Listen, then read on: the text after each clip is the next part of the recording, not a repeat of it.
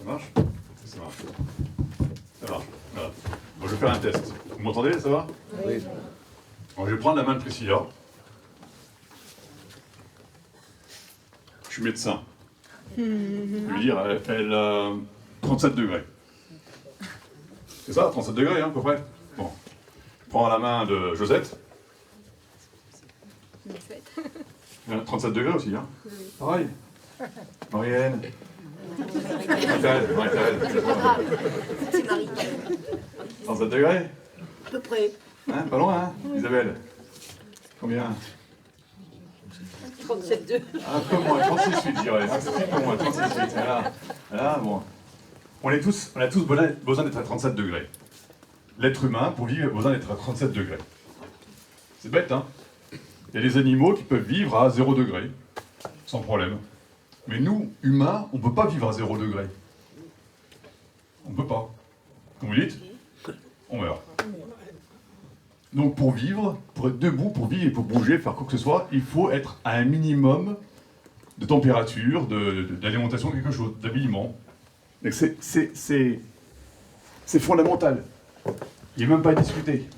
C'est quelque chose que tout le monde doit avoir. Alors on peut se dire que ne doivent l'avoir que les gens qui méritent de l'avoir. Est-ce que ici, c'est me dire qui ne mérite pas d'avoir ce qu'il faut pour être nourri, habillé, logé? Qui ne mérite pas ça? Personne mérite. Tout le monde le mérite. Pour moi, quand j'entends on est tous à 37 et peu importe, c'est on a tous ce besoin de manger. Voilà. Et pour moi, c'est ça. Alors, il y a ceux qui n'arrivent pas à manger à leur faim, à se loger et à s'habiller normalement tout de suite. Donc ceux-là, s'il y avait un revenu universel, ça leur permettrait enfin de manger à leur faim, de répondre à leurs besoins minimums. Pour ceux qui ont déjà ça, on leur piquerait un peu de fric pour financer le RSA, pour que tout le monde, pas le RSA, pour financer le revenu universel, pour que tout le monde puisse le toucher. Donc l'idée, elle est... Après, on est d'accord ou pas, mais moi, c'est ce que je comprends de votre idée. Hein, c'est que, effectivement, ceux qui sont au-dessus financeraient par l'impôt, on leur prendrait des sous pour donner à tout le monde. Moi, je me sens pas pareil que tout le monde, je suis désolé. Moi, je touche une pension adulte handicapé, j'ai 800 euros, d'accord? Oui. Vous avez un taux de salaire plus que moi. Moi, je me sens pas pareil par rapport à vous. Je pense qu'on n'est pas dans le même Je fais 37 degrés aussi. Je suis pas sûre que l'image du 37 degrés, elle soit très...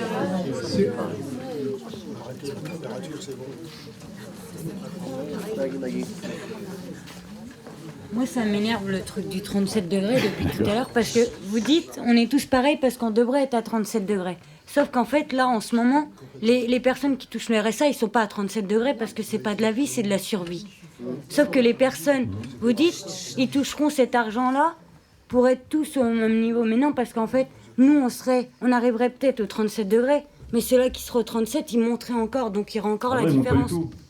Mais non, si, mais non. parce que vous prenez la différence avec 37 degrés, ou sinon on va mourir. Mais les riches, ils meurent pas. Pourtant, ils sont pas à 37 degrés, en fait. Pour la personne seule actuellement, qui est seule, qui touche le RSA, demain, elle va toucher... Qu'est-ce que ça change, fondamentalement? En montant, Alors, pareil, on va dire. 460 qu'est-ce euros. que ça change au niveau de la vie du quotidien? En quoi ok, elle remplit plus le papier, mais en quoi elle va pouvoir se sentir l'égale de l'autre? C'est que si elle travaille, on ne lui demandera rien, elle aura son revenu en plus. Si elle ne travaille pas, on ne lui demande rien, elle n'a pas de revenu en plus. Rien en plus. Mais les riches, par contre, qui ont leur salaire, ils n'ont pas 460 euros. Ok, c'est autre chose. C'est la question. Dans votre pays, la France, en 87, il y a eu un rapport qui a fait un grand impact au niveau du pays, mais aussi au niveau de la communauté internationale. C'est le rapport Wresinski, Grande pauvreté, précarité économique et sociale.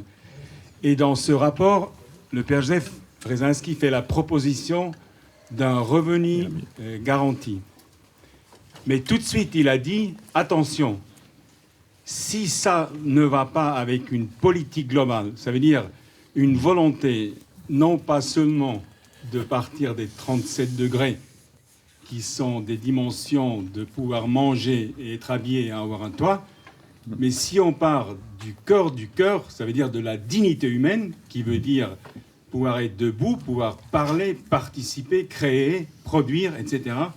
Il faudra une politique globale dans le pays, dans tous les domaines, dans l'éducation pour les enfants, au niveau de la formation pour les jeunes, au niveau du travail, etc. Eh bien, dans le temps, ni les gouvernements de gauche, ni les gouvernements de droite ont voulu oser une véritable politique globale dans ce pays, comme d'ailleurs dans les autres pays. En Suisse, on n'a pas non plus osé. Moi, je me pose des questions, en fait.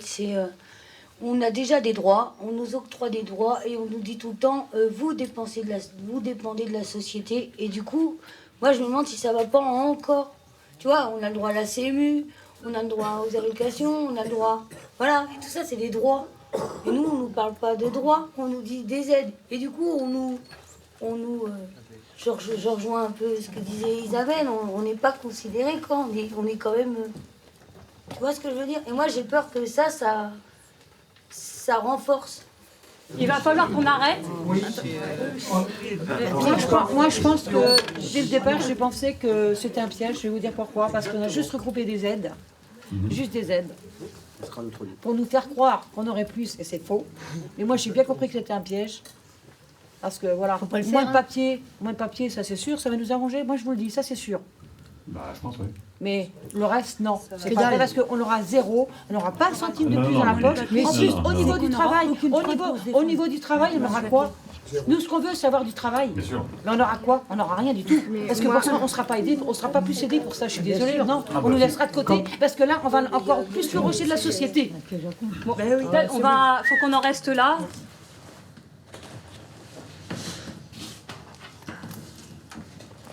Mais j'ai pensé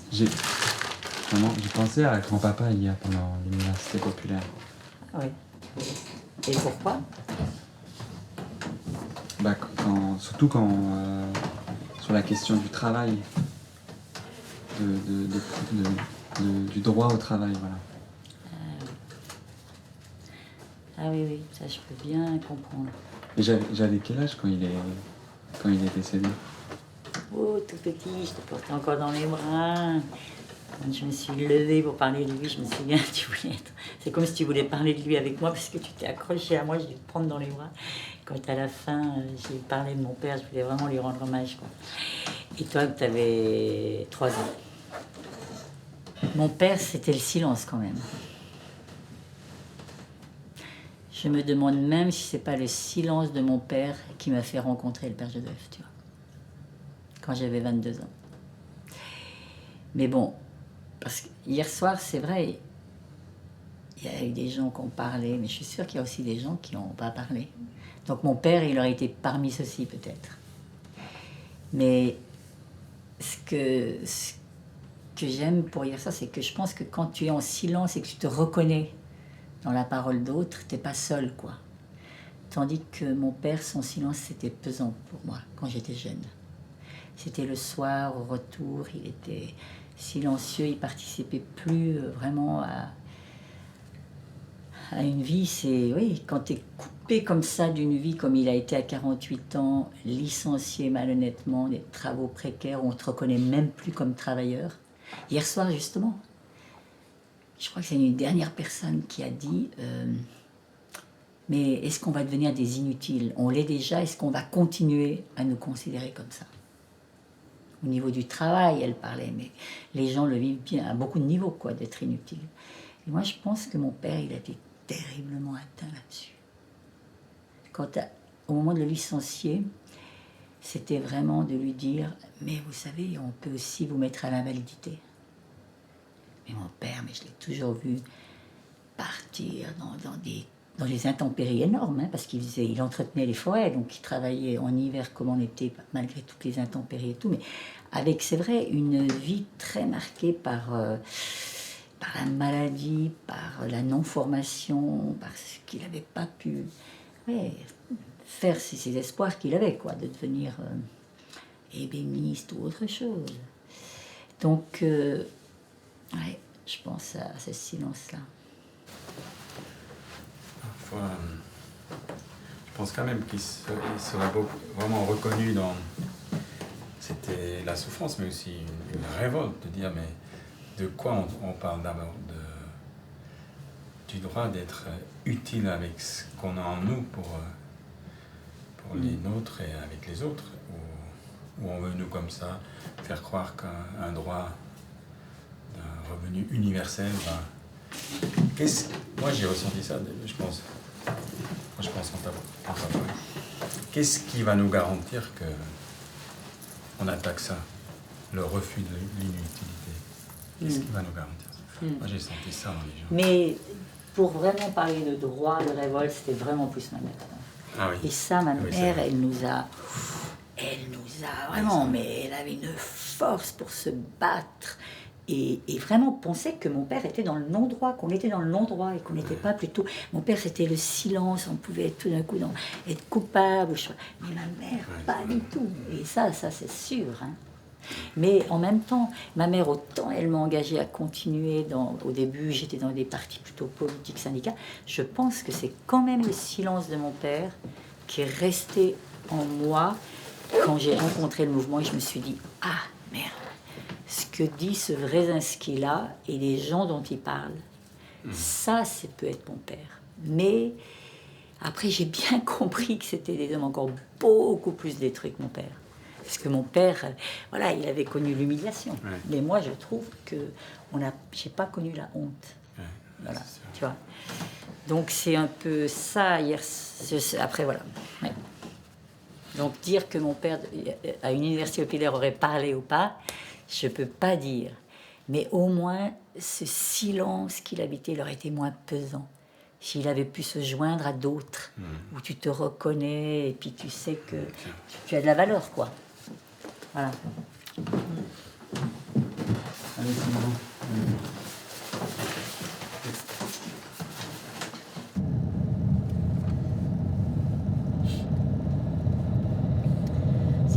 Il a dit que dans les 15 jours qui suivront, l'expiration des délais de recours, c'est 8 jours le délai de recours.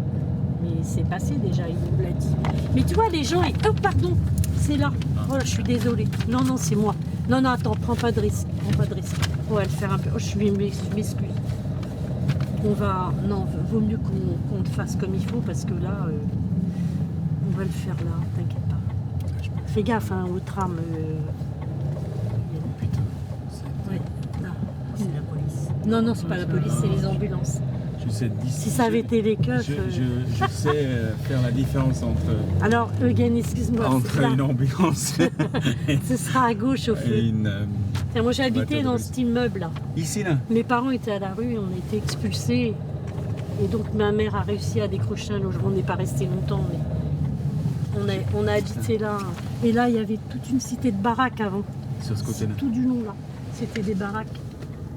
Toutes mes copines, elles étaient là. Et de là, tu allais à l'école? On habitait au 3e. Ici? Ouais. Quand j'étais ado, hein, déjà, je travaillais à l'usine. Alors, on va tout droit.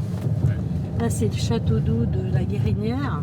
C'était le lieu de rendez-vous qu'on avait. Parce qu'avant, toute cette partie-là, après le bar, en fait, c'était ce qu'on appelait Tonneauville. Ouais. Le grand bidonville de Caen. Un des grands bidons. Il était là. Et le père Joseph est venu ici à Tonneauville. Tout ça, c'était des baraques. Ici, que des baraques jusqu'au bout de la Guérinière. Notre lieu de rendez-vous, c'était sous le château. Ici, là. Les jeunes se retrouvaient là. Tout ça, c'était des baraques. Mais vous n'y avez jamais habité? J'ai habité là. Tu habitais là aussi? Ouais.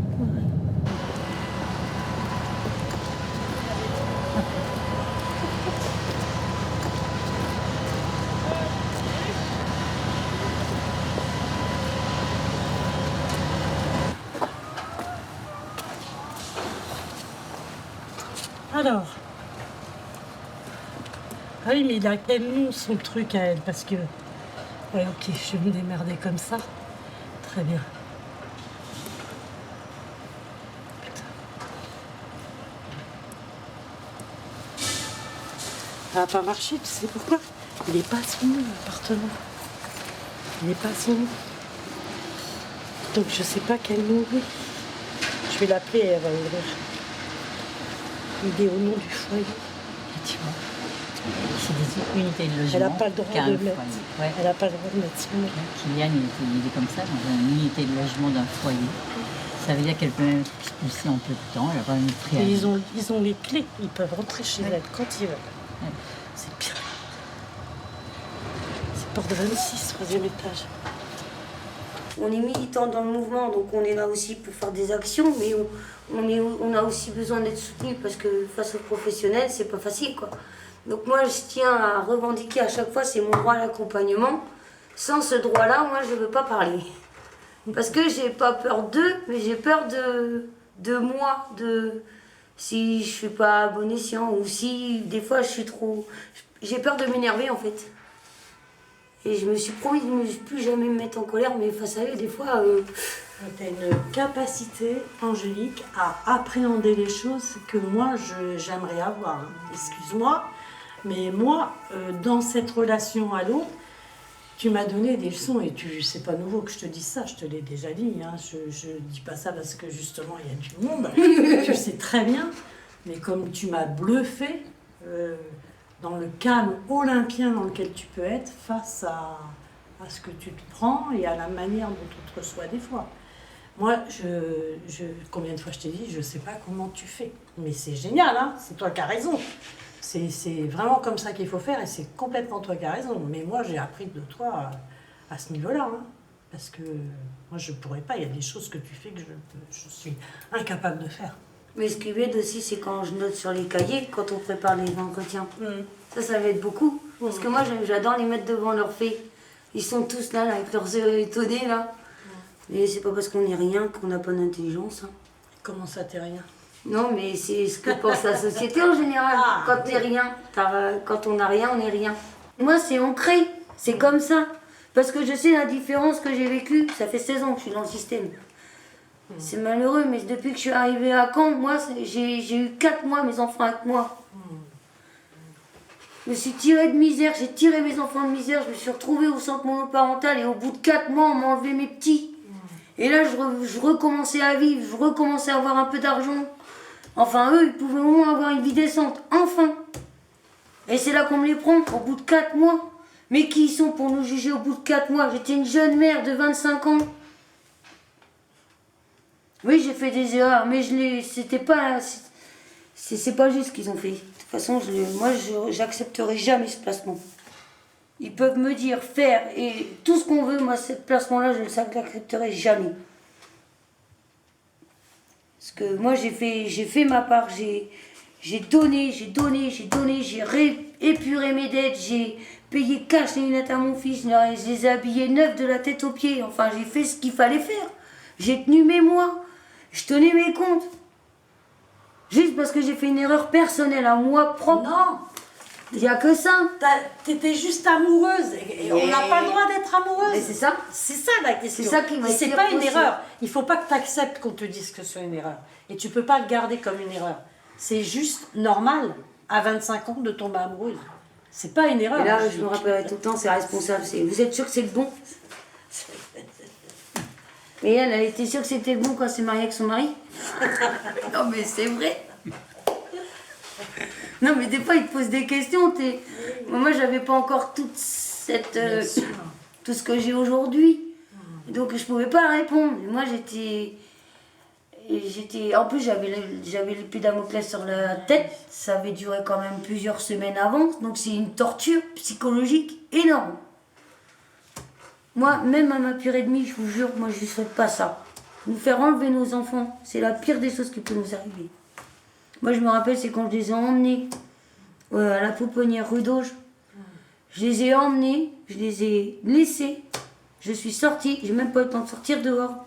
J'ai juste sorti de la pièce, je me suis écroulée par terre et j'ai dit là, je ne me relève plus. C'est fini. J'étais tellement triste, tellement malheureuse, on m'a tout pris, quoi. On m'a pris tout ce que j'ai de plus cher au monde. Et après, on nous dit qu'il faut vous reconstruire, mais j'ai pas envie de leur mettre des baffes. Tu vois, malgré que je reste calme, il y a des fois quand même, tu te dis c'est aberrant ce qu'ils peuvent nous envoyer. Comment on se reconstruit quand on nous arrache ce qu'on a de plus cher? Eh ben si, mais pas tout seul. Tout seul, on peut pas. Et pourquoi qu'on est comme ça? On est comme ça parce qu'on a peur de nous. Parce qu'on a peur de nous, on a eu peur de vos parents. On a eu peur de vos parents et c'est pourquoi vos parents et vos grands-parents, on les a massés dans ce qu'on appelait autrefois, la ceinture rouge de Paris. On les a empêchés d'entrer dans Paris. On les a mis, n'est-ce pas, pratiquement là dans les bidonvilles de la région parisienne. Non pas les bidonvilles de 1970, de 1960, mais les autres, ceux de 14, ceux de 18, ceux de 12, ceux de 1910, ceux de 1900, car à partir de la commune, on vous a empêché d'entrer dans Paris. On a dit, on ne veut pas d'eux dans Paris, on vous a massé derrière les fortins de Paris, derrière les fortifications. Autrefois, on disait de vous que vous étiez les coupe-jarrets. On disait de vous que vous étiez, n'est-ce pas, les truands. Non, vous n'étiez pas les truands, les coupe-jarrets. Et on savait que vous aviez, vous, plus que n'importe qui, quelque chose à dire pour mystifier le monde, pour démystifier le monde, pour empêcher que le monde reste dans son aveuglement et dans sa crasse. Car vous savez, vous, ce que c'est que la justice. Vous qui avez vécu d'injustice, vous savez ce que c'est que le travail, vous qui n'avez pas de travail dans vos mains. Vous savez ce que c'est que l'instruction, vous qu'on a privé d'instruction. Vous savez ce que c'est, n'est-ce pas, pratiquement, d'être sans amis, vous qu'on a coupé d'amitié. Voilà la race que vous êtes, voilà les hommes que vous êtes. Et voilà ce que vous avez pris conscience d'être aujourd'hui. Vous faites partie d'un long héritage, d'un long lignage. Vous n'êtes pas n'importe qui, vous n'êtes pas né de la planète hier. Vous êtes ceux qui avez hérité de toute la misère du monde et qu'on a mis sur vos épaules de façon à vous empêcher de relever la tête. Vous avez dit hier, vous l'avez répété, c'était formidable. Maintenant, ça va changer. Ça va changer parce que ça va changer, parce que ça ne peut pas ne pas changer parce qu'on est seul. On était content de nous avoir mis comme ça sans métier, car comme ça vous ne pouviez pas influencer les syndicats ni les partis politiques. On était content de vous avoir sans instruction, comme ça vous ne prendriez pas la place des autres à l'université. On était content de vous mettre, n'est-ce pas, dans des cités en dehors, comme ça on disait comme ça ils ne viendront pas nous embêter, n'est-ce pas, pratiquement au cœur de Paris.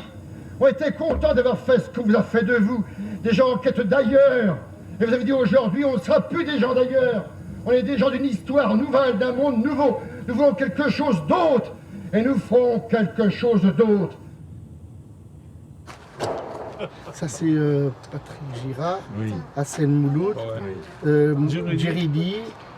C'est qui? Daïli. Patrick Girard, il est décédé. Ouais. Ça, c'est Rachid Daïli. Lui, c'est Djeridi. C'est l'autre Djeridi, voilà. Et lui, c'est Saïd, ton frère. Et mon frère Latif. Ah, d'accord. Tu as vu Hassan et Hassan. Yacine, oui, Rachid Marouf. Tu sais, lui, Eugène, il était abattu. Abattu en voiture. C'était à rue Sarrazin ou je sais pas quoi, là. Au Montmédy. Ouais. Les Jayco, c'était une famille yougoslave et ils ont accueilli quelqu'un de leur famille ou un enfant des amis qui vivaient en Yougoslavie. Et donc lui, il est arrivé, il ne parlait pas un mot de français. Ce gamin-là, c'était notre voisin, alors ça m'a tellement marqué. Et pendant longtemps, ça a duré avant qu'il aille à l'école. Et puis après... On a une photo de Thierry. Thierry qui? Ah, Thierry Compin. Oui. Tu as vu l'insigne là? Paris. Paris. Parce qu'avant, on faisait partie de Paris, les sablières. Et quand elle allait voir le maire de Créteil pour un problème, il disait ah, vous dépendez de Paris. Et quand elle est à Paris, il dit ah, vous dépendez de Créteil. Et vous, personne ne vous voulait. Hein. Non, personne. Non.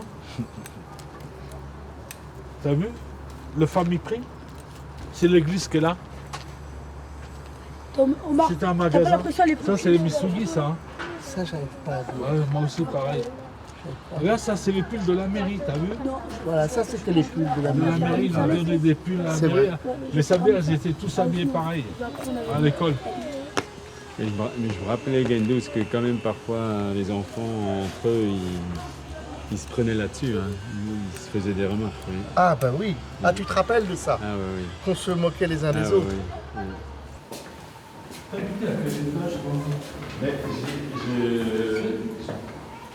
Dans ma tête, c'était le troisième, mais Gendous m'a redit que c'est le troisième palier. En fait, c'est là. C'est là, ouais. C'est là que t'as habité. T'avais un maison florée, c'est ça. Ils ont tout coupé, hein. C'était l'appartement de. On habite. L'appartement d'Eugène. Voilà. Combien de temps? Il habitait ici. T'es resté combien de temps? En 72. 72 Non, ans. je veux dire, l'équipe était déjà là, habitait déjà ici dans la cité, ici. Et moi, je suis arrivé en 72. 72 ans. Parce que c'était quand même, pour nous, dans le mouvement, c'était quelque chose d'important que les équipes de volontaires rejoignent les familles là où elles habitent. Ah oui. Et le Père Jeff nous disait toujours, vous n'y allez pas avec des projets dans la tête, hein. Vous y allez pour apprendre avec les familles, avec les enfants, avec les jeunes, quel projet vraiment, eux, portent en eux. Quand Eugène et Fernand ou d'autres, vous bagarriez avec nous pour faire respecter, faire en sorte que un jeune d'une famille plus pauvre il puisse avoir sa place, c'était pas dans la joie et c'était des conflits, franchement. Vous aviez jamais dit les plus pauvres, nanani, nanana, jamais. Vous avez juste dit, écoute, tu peux pas te moquer de lui. Tu peux pas te moquer de lui parce que lui, si tu continues à dire qu'il pue, t'as pas ta place. Tu peux pas venir au club et voilà. Mais ça, non mais tu vois ce que je dis, c'est que tu apprends des choses essentielles pour la vie, mais sur le moment, c'est pas comme ça que tu les vis. C'est pas juste une attitude, c'est pas juste parce qu'il faut être gentil, c'est pour moi, petit à petit, là-dedans, et c'est quand même avec des gens comme toi et d'autres ici que j'apprenais qu'il y avait là-dedans un projet politique, où le Père Jeff, il parlait d'un projet de société, même de civilisation. Et donc ça m'enthousiasmait, ça me faisait peur. Et je t'ai pas dit Simeon, mais si on venait ici, c'était aussi parce que c'est quand même dans ces années ici, dans cette cité, que je me disais, mais est-ce que c'est ce chemin-là que tu vas continuer, ou est-ce que tu fais pas mieux de retourner dans l'enseignement et voilà, faire quelque chose de bien? Parfois j'avais aussi peur, donc, mais je le voulais. Mais ce que je veux dire par rapport à ce que tu disais, vous nous confrontiez et c'était parfois, oui, c'était parfois quand même fort. Je me rappelle de moments où en fait la seule chose que je pouvais, c'est dire mais c'est pas possible comme ça. On peut pas, ça c'est pas possible.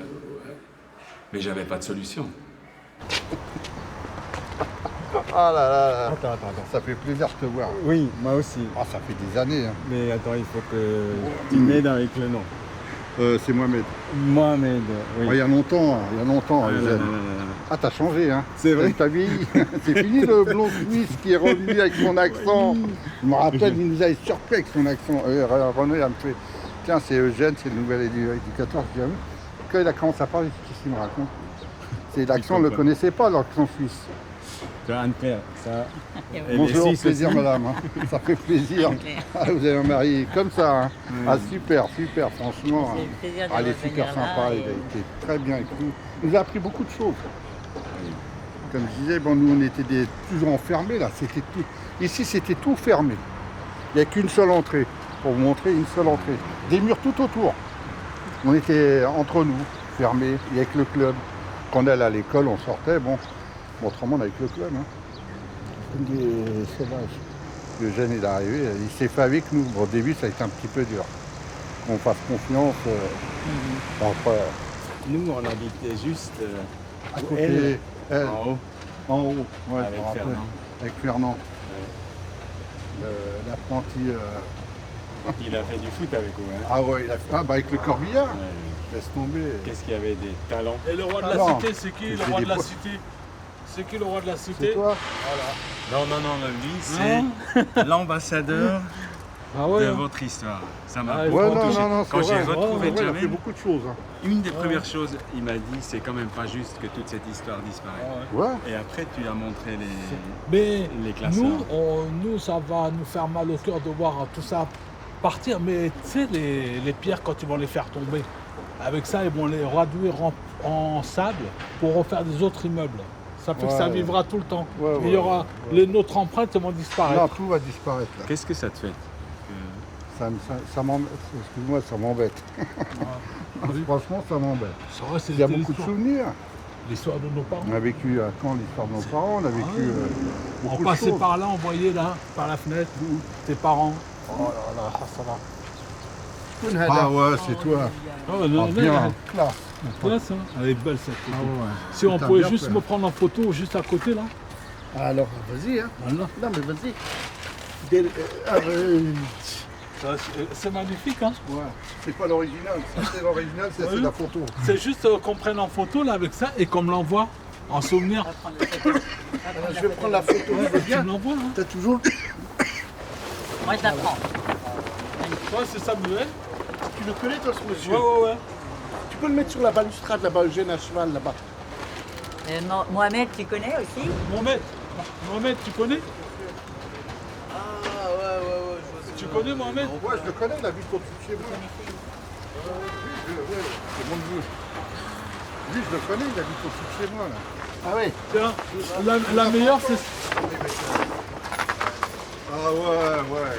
Ah, le Hajj. C'est ton photo là, toi? Non, c'est Jamel. Si, c'est toi. Si, c'est toi. Mon crâne l'air, bon. Elle est pas belle cette photo, mon frère. Ça Qu'est-ce touche. qu'il y a toi là, ici? Moi? Ouais. Parce que je tiens encore les murs de la cité. Alors moi j'ai aussi dessiné des gens que je ne connais pas. c'est Moi je ne la Brigitte. connais pas cette dame. Tu veux le poser moi, mais on peut le poser là-bas. On va le prendre avec elle. On va l'abîmer après.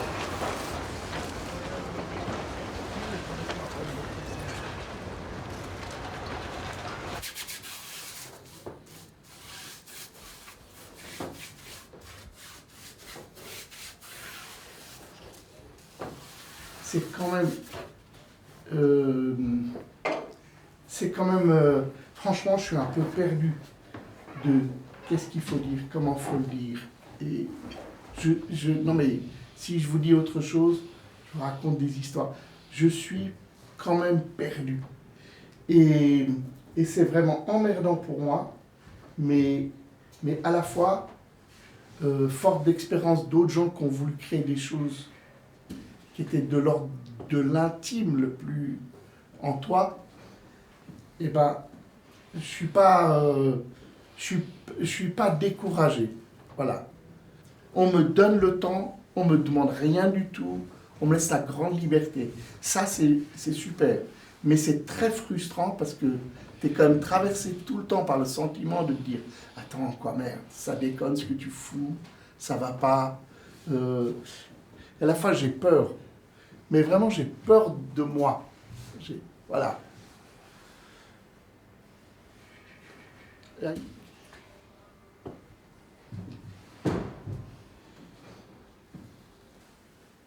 Là, ils sont morts, les gens. Là, ils sont morts. Non, mais... Après, tu peux dire que même ceux en bas, ils sont morts. Tu peux aussi, mais là, pour moi... C'est pas fini pour moi. C'est marrant. J'arrive pas à dire c'est fini. Mais là, c'est le repos. C'est le repos pour moi. C'est très clair.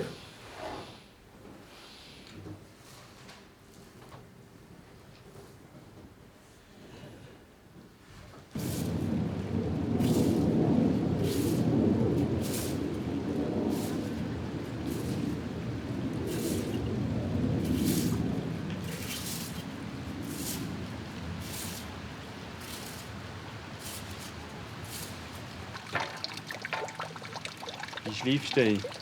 Ich liebe dich. Ich liebe dich. Il a ici dans on en a un à Berne, je sais pas si tu as vu, où tu mets un peu d'eau dedans, c'est comme un petit bidon en bois, et tu le mets là-dedans parce qu'il faut qu'il soit dans l'eau. Mais avant que tu l'utilises,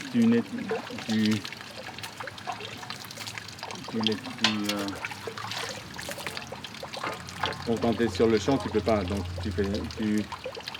tu nettoies ici la lame avec les 2 doigts, sans te couper. Et après tu la prends, là, tu tiens avec cette main-là, main gauche, et tu fais un mouvement comme ça, tu avances, et tu entends, regarde. Tu vois, quand c'est pas plat, ça gratouille. Donc tu mets ta pierre plat contre la lame.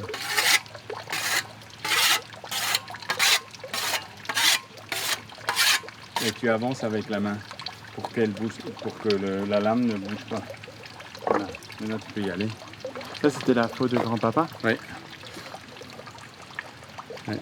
Très ancienne.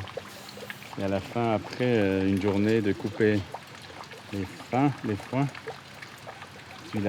tu prends un marteau et tu la réaiguises pour le lendemain. Et ça, il faisait toujours comme ça vers 4 heures du matin, on entendait tac, tac, tac, tac, tac, tac, tac. Et nous, on était encore au lit. Ça nous réveillait. On savait que nous, on pouvait dormir encore un peu, mais lui, il travaillait déjà.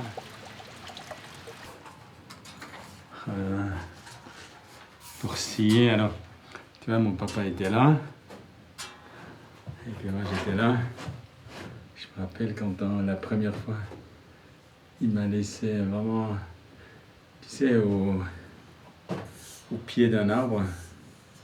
Alors, il avait tout préparé, et puis quand on commençait tout doucement à tirer, comme ça. Et puis moi j'étais tendu, donc j'ai tiré de force.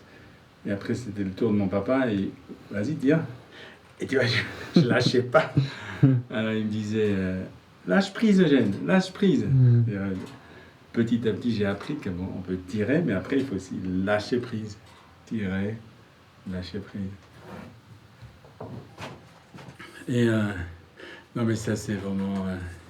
Mais plus tard, tu vois, plus tard dans le mouvement, quand le Père Jeff est décédé, et quand on était quand même dans un temps, c'était difficile, tu vois, il nous avait pas du tout dit, vous allez faire comme ça, comme ça, comme ça. Il a dit, vous allez créer, trouver, je vous fais confiance.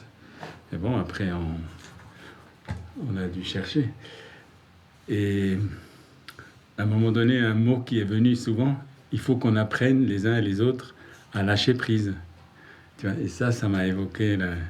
Tout d'un coup, je voyais mon papa qui me disait à moi, petit gamin, là, Eugène, lâche prise. Tu vois. Voilà, c'était ça. Quand on met des images dans les mots, on a tous des mots différents, hein, des images différentes. Voilà, ça, celle-là, j'aime beaucoup.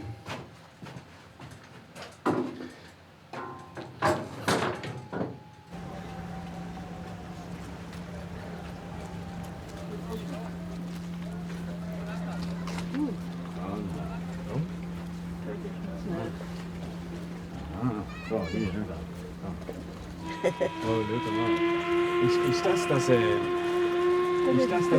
Dampfschiff? Ja, du, der weiß nicht, Dampffisch. Dampffisch heißt, wenn es Dampffisch ist der Ding, wie heißt der Wilhelms. Ich weiß nicht, ob er draußen ist oder ob er wieder versorgt. Bist du auf dem auch schon gewesen? Ja, ja. Ist wahr? Ja, ja, schon fast 1000. Ja.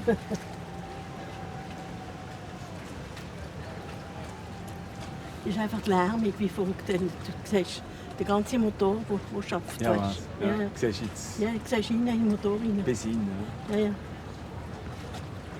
Das ist eine eigenartige Stimmung, mit dem Nebel. Aha, eben. Schade, man sieht die Berge nicht richtig. Man sieht sie nicht so gut. Da der Dings, zum Beispiel den Bürgerstock, sieht man praktisch nicht. Ja. Und der Rigi da sehen wir noch ein bisschen, ist spitz. Ist das der Rigi? Ja, ja, da ist der Rigi. Da hinten ist der Bürgerstock. Und ganz vorne ist der Dings, ja, der Pilatus. Ja.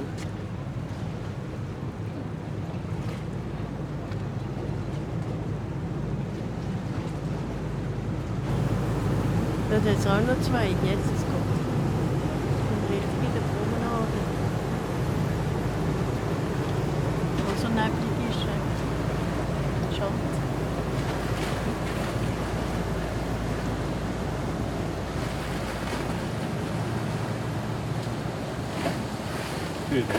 Wann bist du das erste Mal auf einem Schiff gewesen? Auf einem Schiff bin ich gewesen, oh. Ich bin das erste Mal auf einem Schiff gewesen. Aha. Ja, ich weiss, wenn ich auf der Flucht war, zu Zürich. Was? Wenn ich auf der Flucht war, zu Zürich, eben zu mir. Ja. Ja, mit 20 umeinander bin ich auf Zürich. Und dort habe ich beim Feldplausch, der hat immer so Gutschein gegeben. Da konnte ich Modenschau schauen im Schiff. Ja. Jetzt geht es zu Vieri. Und da habe ich immer vorher so ein Billett geholt auf das Schiff und habe das Vieri gratis geholt. Und am Modenschau konnte ich schauen. Gratis. Ja, das war gratis. Aber warum sagst du, als ich auf der Flucht war? Mach so Sachen. Nochmal wieder machen.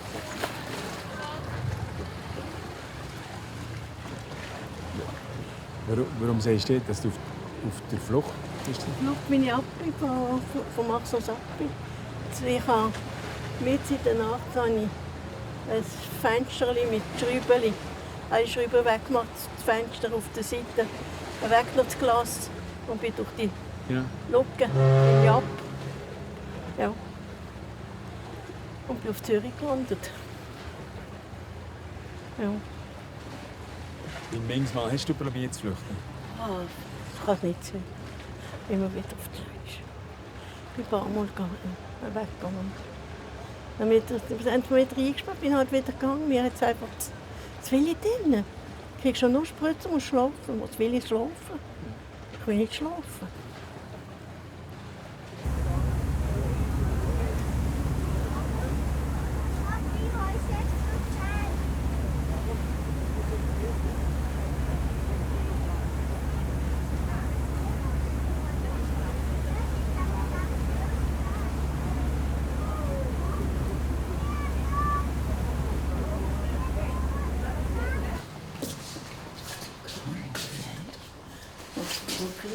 Ouais.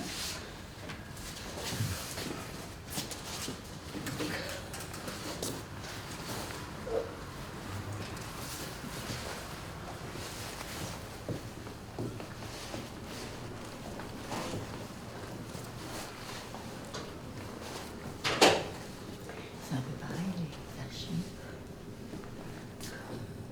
La justice de la paix, c'est un bâtiment plus ancien, non?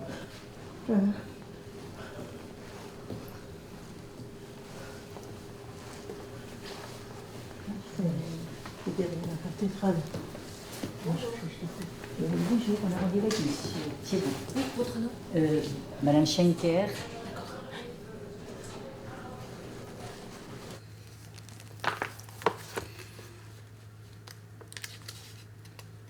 Vous réapparaissez.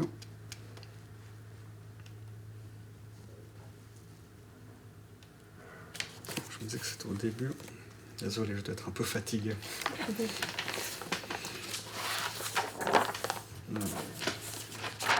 Ici. Donc à la suite, donc excusez-moi, nous sommes le 20 mai 1946, toujours en séance de la justice de paix du Cercle de Fribourg. À la suite de la demande écrite du 13 mai 1946 de M. Michel Ayer, curateur de l'enfant Nelly de Lacqui, née le 25 mai 1941, fille illégitime d'Isabelle de Lacqui, la justice de paix remplace le dit curateur par un tuteur qu'elle nomme dans la personne de M. Michel Ayer.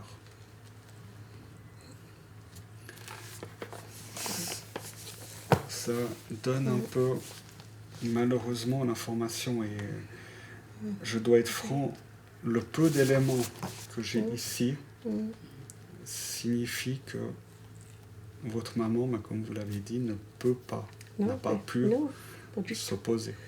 Pas du tout. C'est une mère qui savait à peine parler. Elle ne connaissait rien du tout, elle n'a jamais fait d'école, rien. Ben, c'est difficile. C'était surtout le curé qui voulait que je parte. Ouais, c'était surtout ça. C'est clair qu'en bonne terre catholique, le curé n'aimait pas les enfants hors mariage. Ça, c'est... Ouais. Puis surtout pas ceux qui n'ont pas d'argent. Ouais. Vous parlez souvent du lien avec la pauvreté. Hein. Ouais, mais ce curé, je crois, j'étais sûrement pas la seule parce qu'il était vraiment. Alors, il était très sévère. J'ai pas le droit de donner de nom, mais dans la même époque que vous, j'ai d'autres personnes à Fribourg qui se sont plaintes du curé. Schöneberger. Je sais les noms. C'est faux quand je peux me rappeler comme ça aurait toujours été le présent au lieu le passé. Mais le passé, c'est ce qui vous a construit. Donc c'est logique qu'on se rappelle mieux des injustices.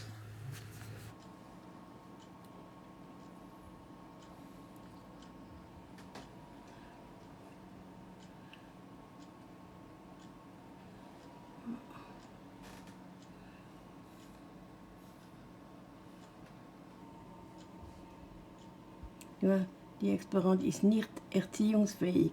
Ihr Charakter ist von dermaßen einschneidend sozial negativen Lügen geprägt, dass sie ihre Kindern erzieherisch schadet.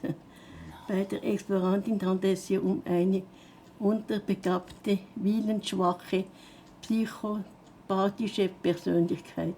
Das entspricht einer Geistesschwäche im Sinne des Gesetzes. Sie bedarf zu ihrem Schutze und zu ihren Fürsorge einen Vormund nach Artikel 369 CGB. Die Explorantin muss in Zukunft unter intensiver psychiatrischer und sozialer medizinischer Kontrolle bleiben. Diese kann unter der Betreuung durch einen Vormund ambulant durchgeführt werden. Presque chaque papier que j'ai lu, c'est marqué malade mental et qu'il faut m'enfermer toute une vie, il ne faudrait jamais me laisser sortir. Jamais. Puis jamais me laisser sans tuteur. Et que je suis de la petite taille et j'ai moins d'intelligence que les autres à cause de ça. Alors que c'est exclu que je peux éduquer mes enfants. Parce que je n'ai pas l'intelligence qu'il faut pour éduquer les enfants. Et maintenant, tu as une fille qui, mais ça va vous dire. Qui a une formation de dentiste et une autre qui est à l'université. Mais je ne sais pas pourquoi. Merci. Je ne sais pas, je ne vois pas petite taille, mais je pense aussi à tout d'autres qui ont une petite taille. Alors on les traite toutes qui sont moins intelligents, tous ces gens-là. Tu vois? Pas rien à cause de moi, je pense aussi à d'autres. Comment ils font avec les autres? Moi, je comprends pas le système. Je comprends pas. Et pour justifier leur faute, ils écrivent n'importe quoi. Mais c'est ça, moi, avec toi, ce que tu dis, je vois qu'on vient vraiment déranger les gens avec tous ces choses écrites où les gens ne se retrouvent pas. Et quand tu relis ça aujourd'hui, ça doit te déranger. C'est ça qu'on doit comprendre. Nous. Qu'est-ce que ça veut dire retourner aujourd'hui pour avoir ce courage de rétablir l'histoire? Tu disais un jour, j'ai toujours regardé cette phrase, il faut savoir que de rompre le silence et rétablir cette histoire, on le paye avec notre sang. Ça m'est resté, tu sais, je l'ai écrit en grand parce qu'en devenant un peu, je voulais bien me joindre à ça, accompagner. Je me suis toujours dit, Anne-Claire, oublie jamais cette phrase de Nelly.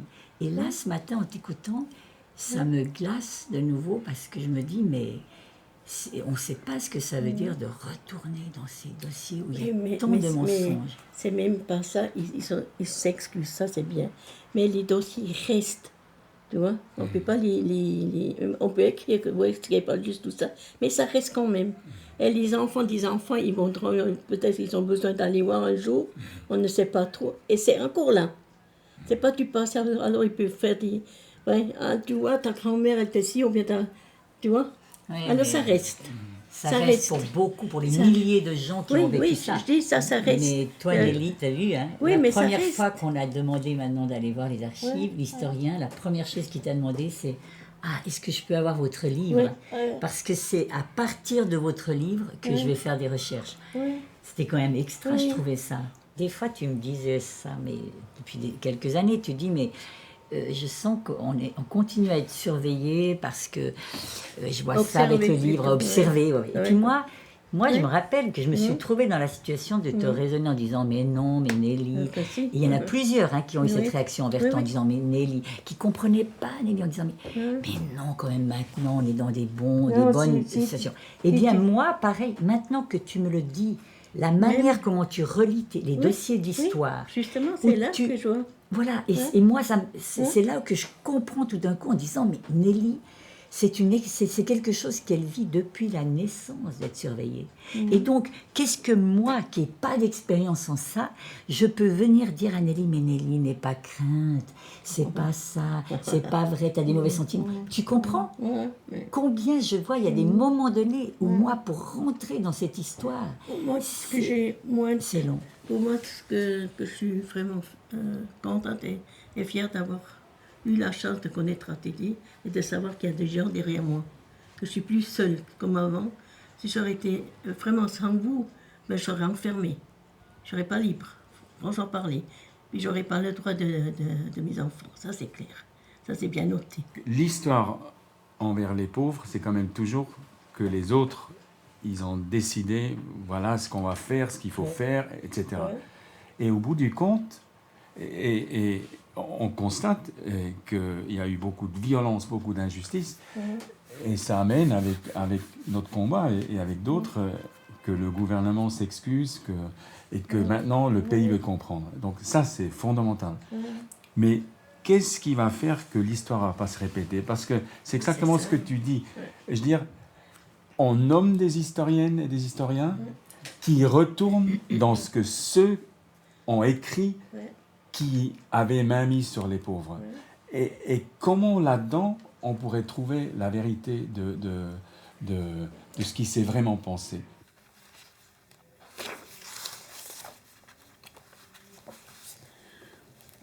Eines Tages, genau am 6. Juni 1977, um 9 Uhr morgens, läutete jemand an der Haustür. Ich öffnete. Da waren 2 Männer und eine Frau.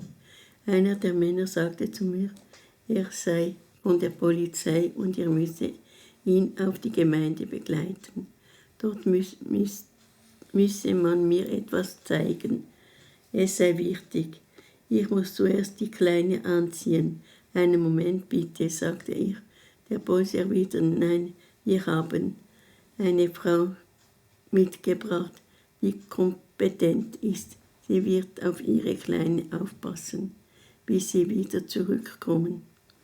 Es schmerzt mich immer noch, wenn ich daran denke. Ja, ich ging blindlings mit. Denn damals wusste ich nicht, dass ich etwas Schriftliches verlangen durfte oder einen Ausweis, so ging ich mit. Als wir ankamen, sagte mir ein Mann der Gemeinde, ohne Umschweife, wir haben beschlossen, sie in eine psychiatrische Klinik einzuliefern und ihre Kinder kommen in ein Heim. Ich verstand gar nichts mehr und wollte wissen, warum. Und er sagte nur, es ist halt jetzt so. Schließlich haben wir ganz viele Reklamationen über sie erhalten und so müssen wir handeln. Wie eine Furie schrie ich sie an. Ihr könnt und dürft uns das nicht zulassen. Was sind das für Beschwerden? Wer wird uns was vor? Niemals lasst ihr zu, dass meine Kinder in ein Heim kommen. Der Mann sagte aber, es sei schon alles beschlossen.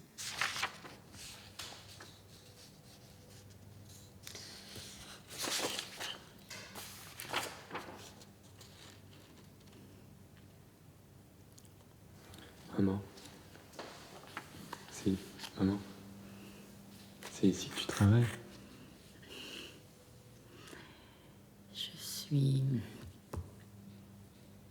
Je suis en train de relire la traduction en français du livre de Nelly Schenker qui a été écrit en allemand.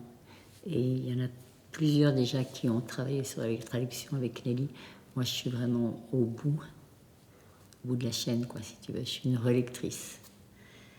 Et c'est vrai que Nelly, elle m'a demandé surtout de veiller à la précision des mots en français, que ça reste vraiment les mots des gens, les mots que elle, en français, elle pourrait dire, elle pourrait comprendre. Mais elle a déjà fait tout ce travail. Elle veut juste que je jette un œil, quoi. C'est déjà un gros travail de fait.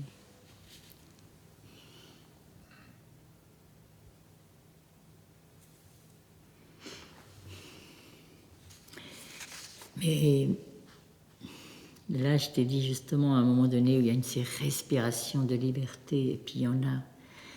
Mais là, je suis au moment où elle devient maman, et où ça va être encore tellement dur, je le sais. Mais le début, je ne pensais pas qu'on pouvait, comme enfant, vivre autant de violence, de maltraitance, d'injustice. Ouais.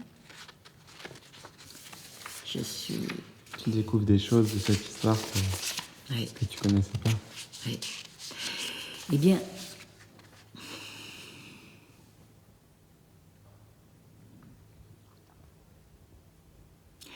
peut-être qu'on les connaît, mais on peut assez vite les oublier. On peut assez vite mettre autre chose à la place, au fond. Et les gens, jamais. En fait, on peut relativiser, c'est ce mot que j'ai entendu. Quelqu'un qui a souffert tellement, parce que les gens relativisaient ce que je vivais. Mais c'est fou, c'est fou. Maintenant, si je reprends la chose la plus dure, c'est qu'on a fait que des enfants vivent dans le mensonge. Mais au fait, peut-être tout le monde, nous aussi, on a vécu dans le mensonge. Moi, je me suis formée comme institutrice et tout, je pense, dans une manière de penser, de voir les familles, les enfants. Bon. Mais le plus dur, c'est quand même ceux qui ont vécu dans ce mensonge que leurs parents les avaient abandonnés. Par toutes ces milliers de familles qu'on a détruites et qu'on a placées et dont on a retiré les enfants à des fins d'assistance, hein, allez, on vous aide en plaçant les enfants, les gens retrouvent leur dossier avec des parents où on dit, voilà, les parents ont placé leur enfant, ou même si ce n'était pas les dossiers, déjà avant, on leur a dit, tu sais, tes parents t'ont placé. Et je vois toujours une des participantes ici, maintenant, à ce travail qu'on fait sur l'écriture de l'histoire, elle a été adoptée. Et elle a eu la chance de retrouver sa maman, biologique, avant.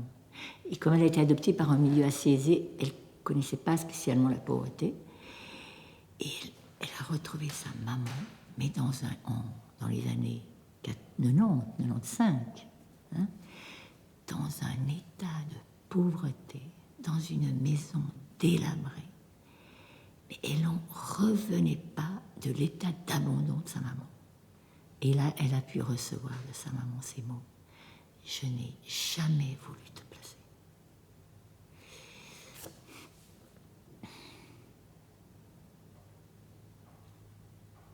On a une grande responsabilité face à ce mensonge. Mais je dis l'État, le gouvernement, les institutions.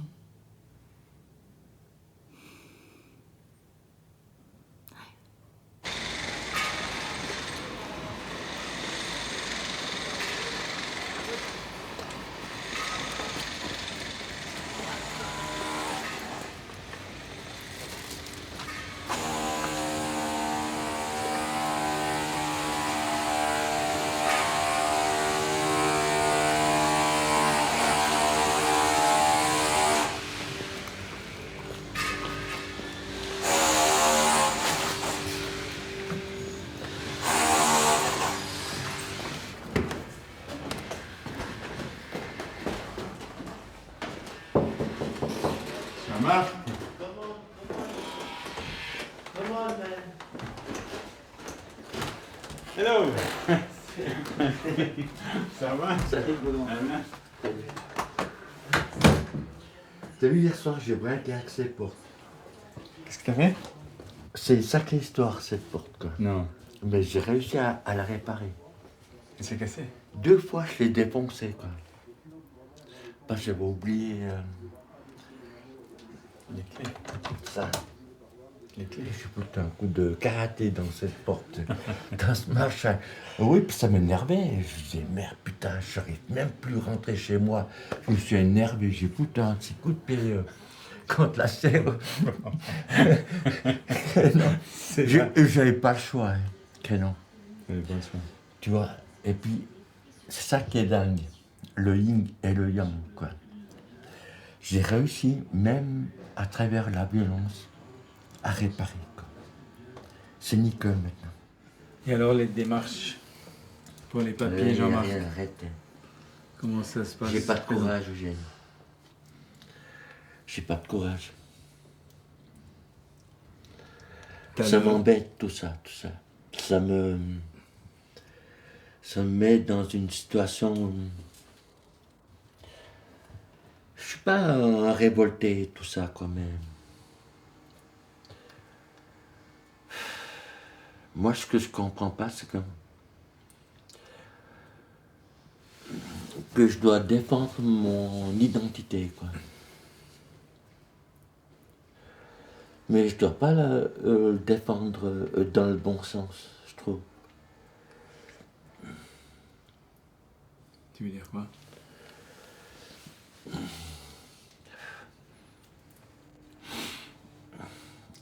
Si je leur dis que je m'appelle Jean-Marc, pourquoi je mentirais quand je leur dis quelque chose, quoi? Et j'ai pas besoin de preuves pour exprimer mon identité, quoi. Ça me dérange. Mais ça m'est arrivé d'avoir des contrôles, quoi. Oui.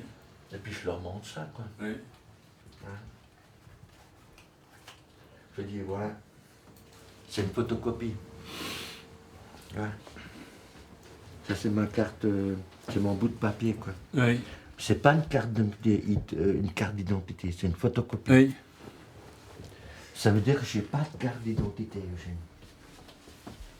J'ai pas de carte d'identité. Il n'y en a pas. Non. Non, c'est une photocopie, quoi, c'est tout. Mais quand tu montres ça à la police, ils disent quoi? Ils disent rien, ils disent...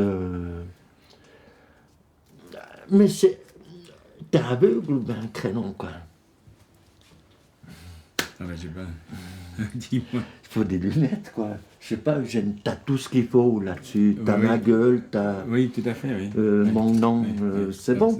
Pourquoi je dois avoir la vraie? Je te donne une photocopie, tu crois ou tu crois pas? Non, mais... D'accord. Mais... C'est la même chose hein, pour moi. Oui, d'accord. Mais... Tu vois, ma gueule, c'est bon, quoi, crénon. Si on se fait contrôler, Eugène, alors là, peut-être qu'ils ne seront pas d'accord, je serai amené au poste. Qui es-tu? Qu'est-ce que tu as fait? D'où tu viens? Hein? Oui, c'est ça, oui. Mais moi, j'aime ça, Eugène. J'aime. Il y a moi et il y a une photocopie. Mais le vrai, c'est moi le vrai. Et je te donne une photocopie du vrai, quoi. Voilà. C'est pas mal, hein? C'est un truc passe-passe, quoi.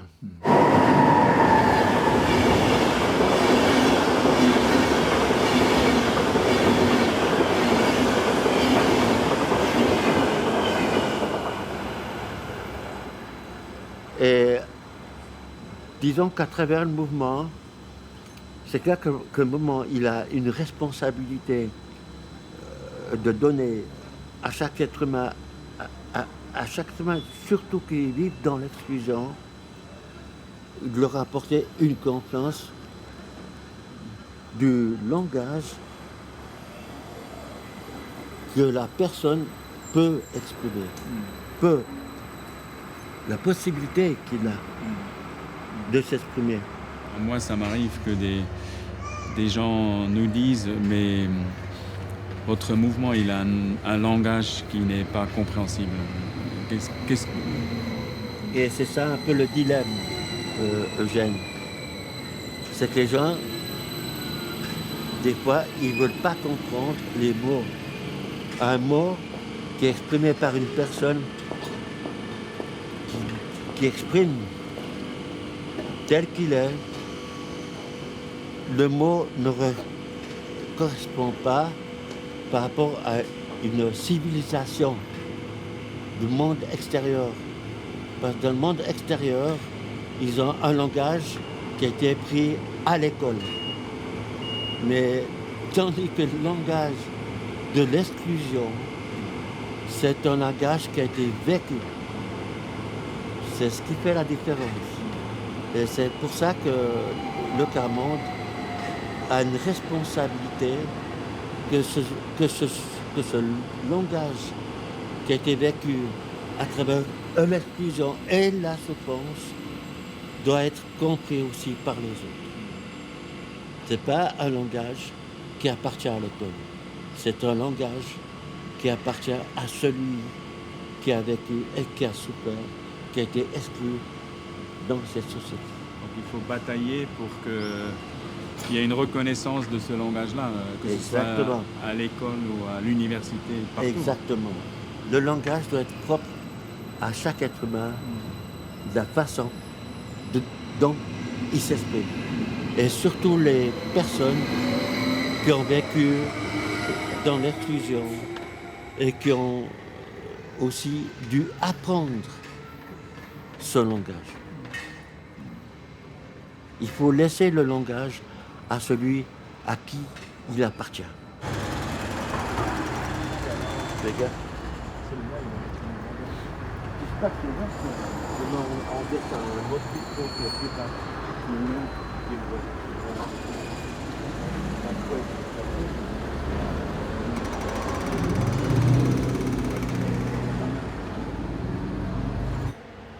C'est quand même fou dans la rencontre avec toi, Jean-Marc, ce que tu m'as obligé à réfléchir autrement.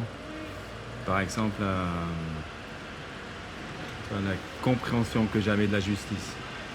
Tu m'as complètement retourné ma compréhension. Tu vois, je voyais un peu la justice, voilà. Tu vois, parfois tu entends des gens te dire des choses et tu comprends pas. Et toi, tu es pour moi quelqu'un qui m'a, je sais pas, comme aiguisé les oreilles pour tout d'un coup comprendre des gens dans des conditions complètement différentes en Centrafrique ou Liban, mais avec ce sur quoi toi tu m'avais ouvert les yeux et aussi le cœur.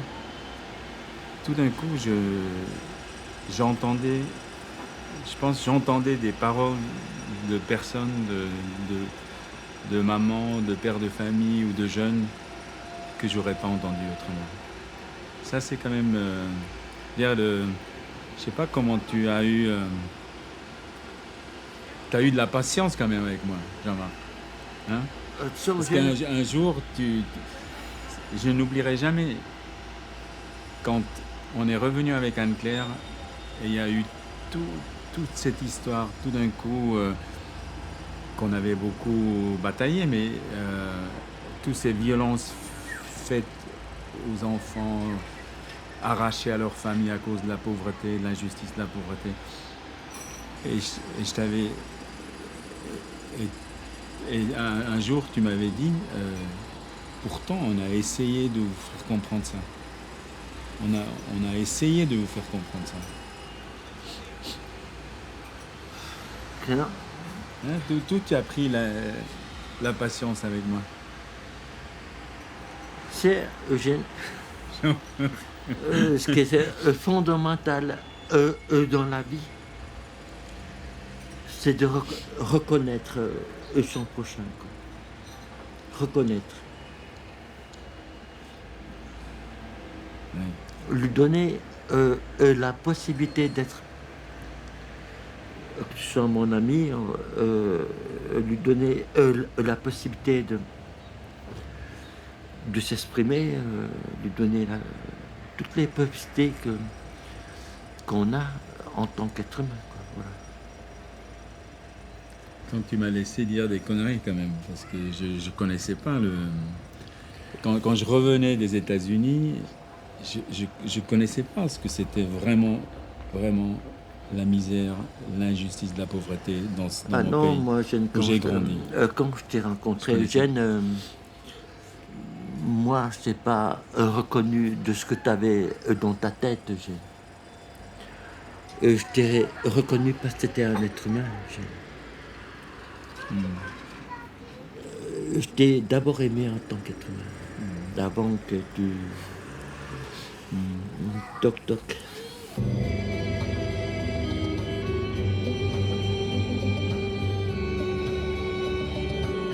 Ah bah Berne, regarde-moi Berne. Regarde, Jean-Marc, en bas, la basse ville. Ah ouais, voilà. C'est là où on habite maintenant. Et puis Voilà. c'est ce que j'ai appris. C'est ce que j'ai appris. Que dans la basse ville, à l'époque, Un jour, une femme qui était la conseillère de la Confédération, elle nous a permis ça. de pouvoir aller voir dans les dossiers qu'on a fait sur vous. Connaître la vie, Eugène. Des siècles durant. Connaître la vérité, Eugène. Une certaine vérité, Jean-Marc.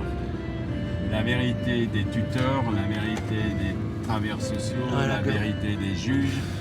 Est-ce que c'est ça la vérité? Je ne connais pas peut-être toujours la vraie vérité, Eugène. Si. Mais- Toi, tu la connais. Elle est en toi. Oui. Elle est inscrite en toi. Mais on tu m'a l'as- donné plus ou moins... Tu l'as reçue. On m'a permis d'accéder à des choses... Oui. Ça s'appelle un dossier administratif. Voilà. Mais au plus proche de la réalité, quoi. T'as mis des phares, moi, je sais pas. Oui, j'ai des phares, mais je vois Ouais. très bien. Non, d'être ça, quoi. C'est incroyable. Que la lumière fut, quoi. Ça, c'est Dieu qui a dit ça, quoi. Mon cher ami Dieu, quoi. Attention. Non, mais t'as raison. Et pour arriver à la vraie vérité, il faut vachement, quand même, percer le brouillard qu'on a mis autour de l'histoire des très pauvres dans notre pays, Jean-Marc. On a quand même bien sûr, vraiment mis je du suis brouillard au courant, autour. je suis au courant de ça, j'aime pas trop faire. Voilà les potes. Je vous présente la maison du Clermont. Moi, j'ai participé à la libération. Ici, quand je suis venu, il n'y avait rien. C'était que de l'herbe, des arbres et puis une chèvre. Moi, j'ai trouvé au début, quand j'ai vu cette maison, je me suis dit, un clou, c'est un clou d'avance pour que la maison puisse résister au froid, au vent, à la tempête. Alors moi, je croyais que c'était le dieu de la résistance, quoi, quand je plantais un clou, quoi. Voilà. Ah ouais, je t'assure, ouais. Ah, j'y croyais, ouais. J'y croyais tellement que j'en plantais tellement de clous, alors que je faisais des milliers d'espoirs. Et puis, on peut dire qu'en fait, cette maison tient que par des clous, quoi. Voilà, quoi. Voilà. Non, elle tient par Que par des clous, les quoi. courages des gens. Voilà. Ah, enchanté, salut. Se retrouver à J'ai pas dit trop de bêtises, hein, qu'elle tient que par des clous, cette maison. Voilà, c'est ce qu'on faisait à l'époque, quoi, quand il fallait remplacer une plonge, c'était par des clous Oui, ça a bien changé. partout, quoi. Alors, elle tient, les clous sont pas rouillés, quoi. Elle tient. Ah, ils tiennent, hein. Eh non. Ah, plaisir de vous voir là. Voilà, c'est... Je sais pas si on peut passer saluer Kylian, il est à l'atelier, parce que tu te souviens, il travaillait dans l'atelier derrière. Oui. Et toi, t'es arrivé ici à quel âge pour la bâtir? Parce que, moi, je À t'avais- 19 ans, je savais. Ouais, ça. Ouais. Et j'en ai 62, tu vois. Et puis moi, je me rends compte qu'au jour d'aujourd'hui, les jeunes ne font plus la même chose. Ils sont comme ça, à attendre que tout leur tombe dans la main. Ah, bon, je sais pas leur faute, peut-être directement. Il faut du temps, ouais. Il faut du temps pour leur donner confiance, leur donner un peu d'énergie. Mais on ne peut pas porter des préjugés, quoi que ce soit vis-à-vis de la misère. Hein, je veux dire, Non, c'est clair. quand tu souffres dans la vie, c'est une souffrance. Hein, je veux dire. Et il faut faire très attention que quand tu te trouves vis-à-vis d'une personne qui souffre, tu lui dois le plus grand respect au monde. Fais attention à ça. Quoi. Ouais, aujourd'hui j'ai dû faire la Ça manche marche mon pour train. toi? Ça marche pour moi. Ouais. Tu disais quoi aujourd'hui, il voulait te dire? J'ai dû faire la manche pour prendre notre train. Hein? La manche. Tu fais la manche? J'ai dû. Il me manquait 3 francs pour prendre le train. Puis les gens ils ont été généreux avec toi? Ouais. Il y a une fille qui elle m'a donné 2 francs, alors comme j'avais trop par rapport à ce que je voulais, je lui ai donné une pièce de 1. Pour moi ça s'appelle compte rendu. Alors tu vois comment la vie elle est. Hein? Ouais. Elle peut être très généreuse et puis des fois très agressive. Quoi. Justement, avec Gillian, on en connaît quelque chose de cette agressivité ces temps, hein, parce que tu as dû terriblement prouver qu'est-ce que tu valais au foyer pour pouvoir sortir, avoir un millimètre de liberté, non? Oui. Et puis non seulement de liberté, mais il faut aussi qu'on te donne toutes les possibilités d'exister. Quoi. C'est pas le cas pour l'instant. Ah mon Dieu, quoi, qu'est-ce qui se passe quoi? Canon, quoi. Ouais, canon comme tu dis. Non mais bon, moi je trouve Tu dis complètement... quoi? Alors, attends, il je trouve fallait ça donner- complètement aberrant qu'on juge des gens sur leur comportement. Quoi. Oui, et la personne qui essaie de me contrôler, elle pense avoir tout certi ce qu'il y a là-dedans. Ouais. C'est-à-dire que moi, ce que j'ai différent avec toi, c'est que moi, j'ai pas le droit à un comportement. Moi, j'étais très défini à donner un travail pour la personne qui me demandait de le faire. Ouais. Ça, c'est, je peux pas avoir de comportement. Je suis l'esclave de ce que l'autre demande. Je peux pas. Je n'existe même pas. Je suis un esclave. Voilà. Esclave de la vie. Puis ça, je l'ai vécu pendant des années, tout ça, des années et des années. Ça te dit quoi ce mot esclave aujourd'hui? Parce que des fois tu disais que tu ne trouves pas que ça a beaucoup changé pour toi. Non, ça n'a pas beaucoup changé. Tout ce qui a évolué, c'est l'argent, l'argent, l'argent, l'argent. On ne peut pas vivre sans argent, on ne peut pas vivre sans médicaments. Parce que si on tombe malade, on a besoin de médicaments, on a donc besoin d'argent pour les payer. Qu'est-ce qu'il y a encore? On est esclave de cet argent, on va dire. Il faut que tu t'affirmes en tant que tel, quoi. Tu te laisses plus faire, quoi.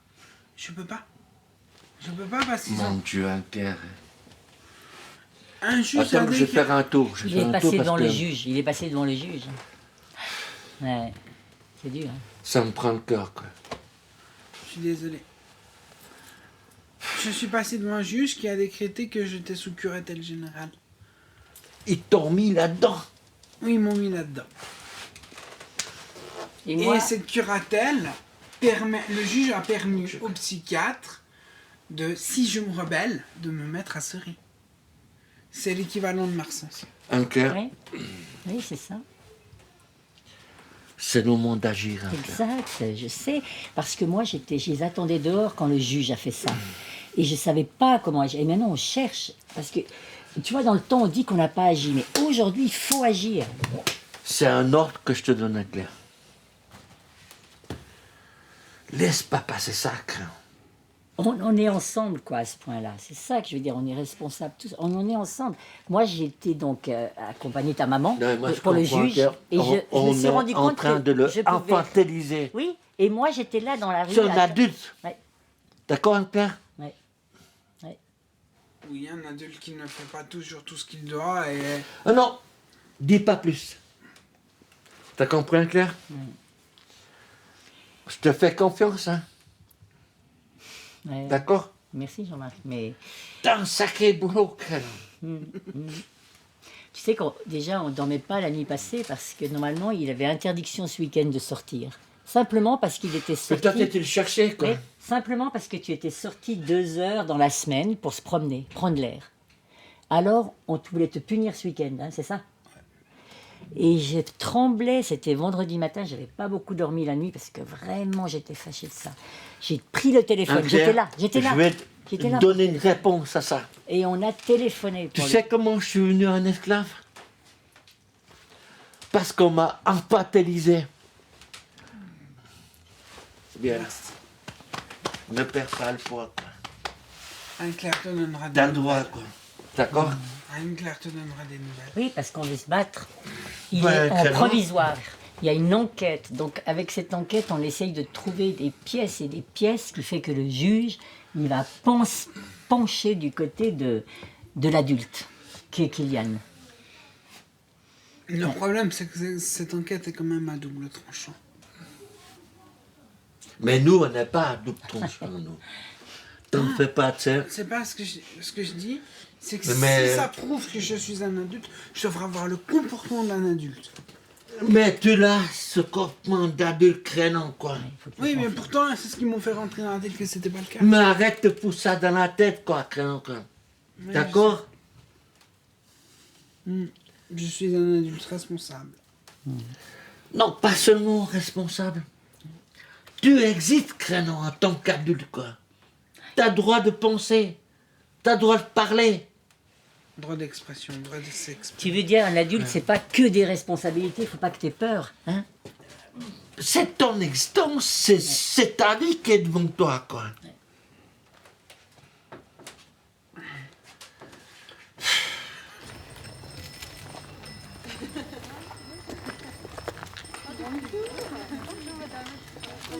C'est un grand plaisir, oui. Oui. Organiser encore. Ouais, voilà, on a essayé. Alors, on a prié pour qu'il y ait un arc-en-ciel pour que la pluie cesse et ça a fonctionné. Alors on est très heureux. Oui, c'est Vraiment, magnifique.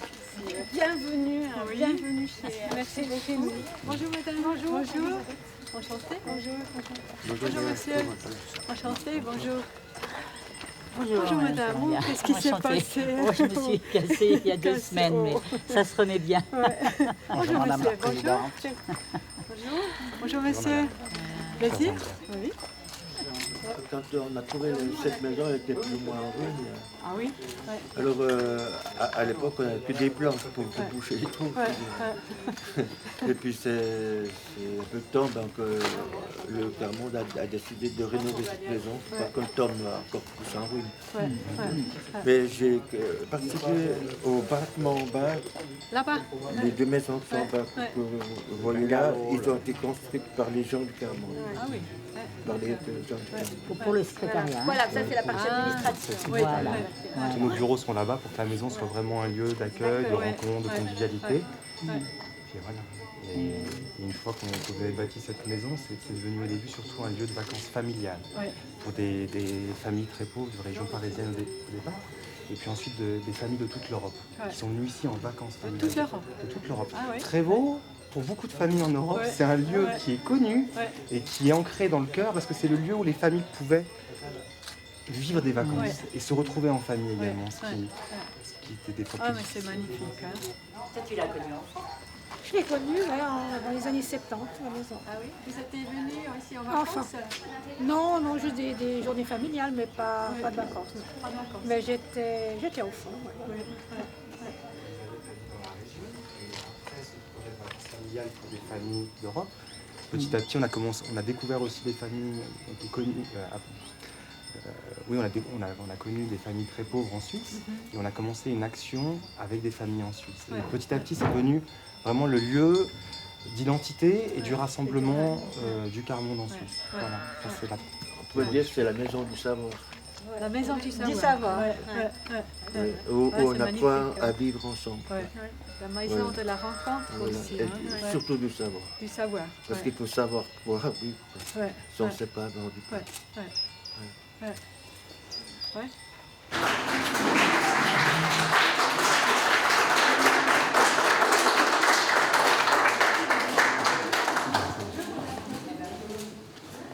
Et puis comme c'est naturel.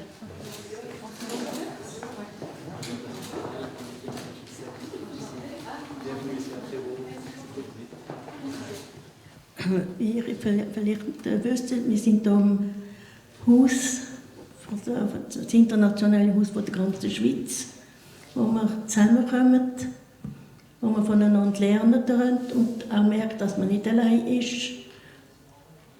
Und meine Sorgen sind einfach zukünftig und auch jetzt sind immer die Finanzen, die fehlen, wo wir auch Angst haben, die permanente Volontäre zu verlieren oder dass die Bewegung sich schließen muss, weil die Finanzen fehlen. Und das macht mir immer Angst, wie kann man das wenigstens da eine Sicherheit gewinnen, dass wir wirklich Recht haben auf jemanden an unserer Seite, der uns hilft, aufzustehen, der uns hilft, sich selber zu spüren, dass man überhaupt noch Mensch ist. C'est difficile de travailler en atelier protégé et d'être en foyer. On se sent oppressé, mal compris, pas pris comme une personne, mais traité comme un enfant. Je comprends le code administratif et éducatif, mais ce n'est pas ça d'être respecté comme un adulte. Je sors quand même alors qu'on m'en interdit les sorties, parce que pour moi c'est une chose dont j'en ai besoin. Pour une personne de 26 ans, être traité comme cela, ce n'est pas une chose facile, je dirais. Pour ce week-end, je suis présent car ATD interférait en ma faveur à la direction du foyer qui, sur le programme, m'interdit de sortir.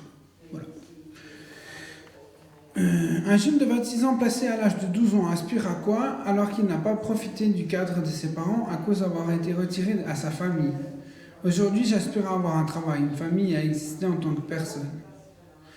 Sans le soutien de proches, il est rare qu'une personne placée en institution s'en sorte. Sans aide ou autre. Il faudrait que ses proches soient acceptés par les institutions. Chaque personne suivie par des services doit avoir droit à un accompagnement de proches qui permet à cette personne de prendre confiance en elle devant toute administration qui soit de type foyer, juge, curateur. J'avais une question, mais je crois qu'elle est un peu personnelle. Mais bon, on va quand même me poser. Qu'est-ce qu'un proche aux yeux de la loi? Je vous remercie. Voilà, je suis M. Schmutz, j'ai 52 ans aujourd'hui, enfin 52 ans, et j'ai été placé, je suis né, j'ai été placé en une année 5 fois, à peine né. Donc j'ai vécu 20 ans de foyer, j'ai été placé dans un institut médical, on m'a traité, on m'a donné des traitements assez lourds. De plus, aujourd'hui, on m'a privé de faire des enfants, d'avoir une famille, en plus, et aujourd'hui, je ne sais toujours pas ce qu'on m'a donné. J'ai récupéré mes dossiers, je n'ai rien tout fait de tout ça. Donc aujourd'hui, je me bats, non seulement pour moi, mais pour tous ceux qui sont encore couchés à l'heure actuelle, à qui on ne leur demande pas la parole. Donc j'ai écrit un petit mot, et c'est la première fois que je lis. Voilà. Alors, je voulais juste dire, je suis qu'un homme encore vivant pour vaincre le temps qui me ronge la vie, et je me bats pour le faire comprendre aux autres qu'il faut changer tout ça. Aujourd'hui, le gouvernement a le pouvoir de faire changer ces violences qui détruisent l'avenir des jeunes et qui seront notre futur avenir pour nous. L'histoire du passé pour l'avenir de ces jeunes, les foyers sont faits pour aider et non pour détruire avec de la violence. C'est mon avis. Merci. Madame Sommaruga, quand je m'étais excusée au nom du Conseil fédéral en 2013 devant peut-être 300 personnes, les excuses du Conseil fédéral aux enfants placés et tous les enfants qui étaient victimes de mesures de coercition. C'était un moment très fort pour moi et un moment très difficile. J'avais peur avant que j'entrais dans cette salle, parce que j'ai senti qu'il y a une attente et j'ai senti qu'une excuse, c'est qu'un premier pas. C'est pas la fin. C'est plutôt une promesse de dire maintenant on commence à faire un chemin ensemble. Et j'ai parlé ces excuses, mon cœur a battu très fort et j'ai essayé de montrer aux gens que j'avais, avec ces excuses, je voulais dire la volonté du Conseil fédéral et de moi personnellement de commencer ce chemin ensemble. Il y avait beaucoup de monde, j'étais là, c'était à l'après-midi, je crois à 3h. J'étais dans cette salle jusqu'à 8h le soir. Il y avait une personne après l'autre qui est venue me dire, peut-être me raconter une histoire, des gens qui ont pleuré, qui ont dit « c'est la première fois dans ma vie que je parle de ma situation à quelqu'un ». Mais c'est une promesse. C'est une promesse de dire maintenant on fait ce chemin. Et ce chemin, il était très difficile. Dans notre Constitution, c'est écrit l'égalité des chances. L'égalité des chances. Ça ne veut pas dire que tout le monde est égal dans ce pays. Mais il faut avoir la chance de sortir aussi de la pauvreté. Et si on arrive à faire ça ensemble, et c'est pourquoi je suis venue ici, parce que je sais que le mouvement Carmonde, ATD Carmonde, c'est un mouvement qui veut qu'on sorte et qui veut que la pauvreté ne s'hérite pas, que ce n'est pas seulement qu'un enfant était né dans une famille pauvre, après ça continue pendant des générations. Maintenant, je vous donne la parole encore parce que ce n'est pas moi qui veux parler toute la soirée. J'aurai encore un discours, vous allez entendre encore ça. Mais je vous remercie vraiment de tout cœur que c'est possible d'avoir cette rencontre avec vous. Et dites-moi ce qu'il faut faire. Moi, je suis ministre de la Justice. Ce n'est pas moi qui peux faire tout le travail toute seule, mais je crois que si on peut faire ensemble, on est quand même très fort. Merci. Bon, alors, Madame la conseillère fédérale, durant toute la préparation, les personnes parmi nous qui souffrent le plus dans leur vie de critique, d'incompréhension dans leur recherche de justice, elles ont dit « Madame Sommaruga prend déjà tant d'engagements pour lesquels elle se fait taper sur les doigts que de notre côté, il faut que nous fassions attention à ce qu'on va lui demander. » C'est dans ce sens que les propositions d'engagement qu'on aimerait quand même clôturer avec vous, parce que voilà, vous représentez le pays, vous représentez un gouvernement, une politique. Donc, on aimerait que ces propositions qui ressortent de cette rencontre ne soient en rien des revendications, mais c'est pour vous exprimer déjà des engagements où vous pouvez compter sur notre soutien, et puis des engagements où nous continuerons à avoir besoin de vos conseils. Alors, il y en a 3, et le premier engagement est autour de la protection de l'enfant et de l'adulte. Maintenant, ceux qui restent les plus démunis, ce sont les gens qui sont toute l'année. Ils louent la caravane, quoi. Comme moi je fais. Comme toi. 700 francs par mois. Même l'hiver. L'hiver, je ne sais pas s'il est plus cher, quoi. Oui.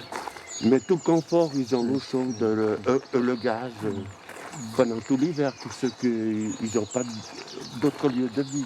Ouais, c'est l'endroit de... C'est leur seule maison. Ouais.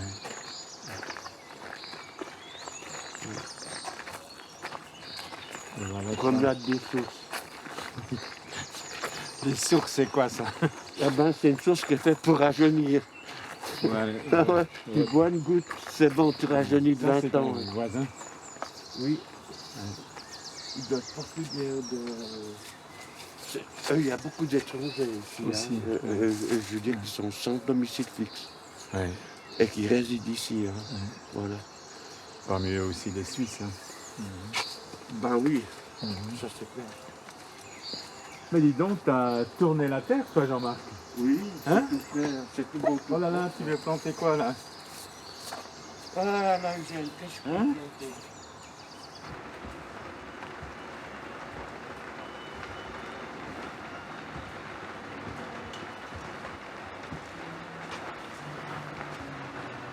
Comme en prison. Comme si j'étais en prison. Je fais ça, que ça. Comme ça. De temps en temps, je m'arrête pour rouler une cigarette. Je fume.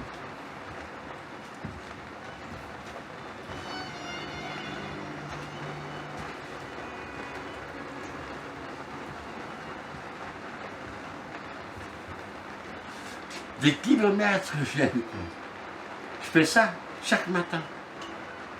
Des kilomètres aller-retour. Il n'y a plus qu'à voir les barreaux là. Je me raconte des histoires dans ma tête, quoi. Je me parle à moi-même. Je me dis, qu'est-ce que tu vas faire, Jean-Marc? Or, je marche.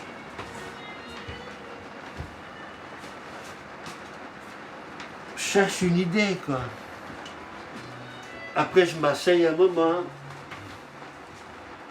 Et je regarde ce qui se passe autour de ce monde, quoi. Puis je fais un grand souffle, que c'est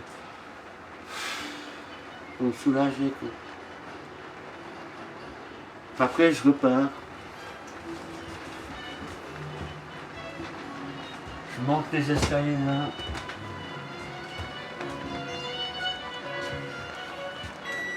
Je regarde tout ce qu'il y a ici, quoi. Après, je ressens comme ça. J'ouvre la porte.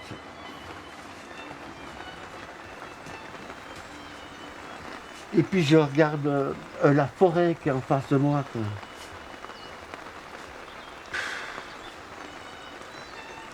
Puis après, je pars avec une clope. Et je pars comme ça.